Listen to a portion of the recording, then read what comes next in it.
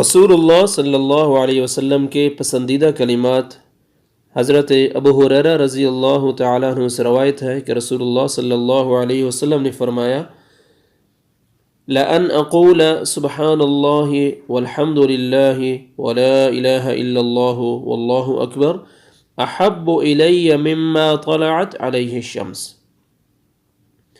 رسول اللہ صلی اللہ علیہ وسلم نے فرمایا، یہ بات کہ میں سبحان اللہ والحمد للہ ولا الہ الا اللہ واللہ اکبر کہوں، مجھے ان تمام چیزوں سے زیادہ محبوب ہے جن پر سورج طلوع ہوتا ہے۔ سبحان اللہ۔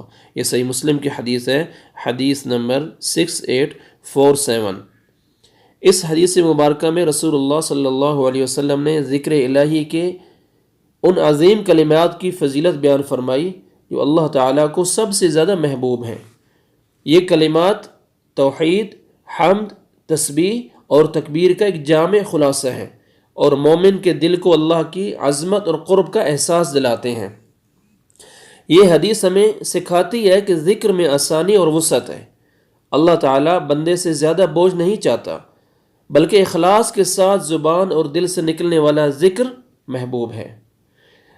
ان کلمات میں سے کسی ایک کا انتخاب بھی اللہ کے ہاں قابل قبول اور اجر کا باعث ہے۔ ترتیب آگے پیچھے کی جا سکتی ہے۔ اس سے یہ سبق ملتا ہے کہ ہمیں اپنی مصروف زندگی میں بھی ذکر الہی کو معمول بنانا چاہیے، کیونکہ یہی ذکر دلوں کو زندہ اور زبان کو پاکیزہ اور روح کو مضبوط کرتا ہے۔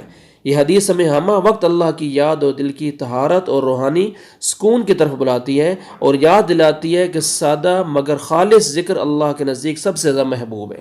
سبحان اللہ۔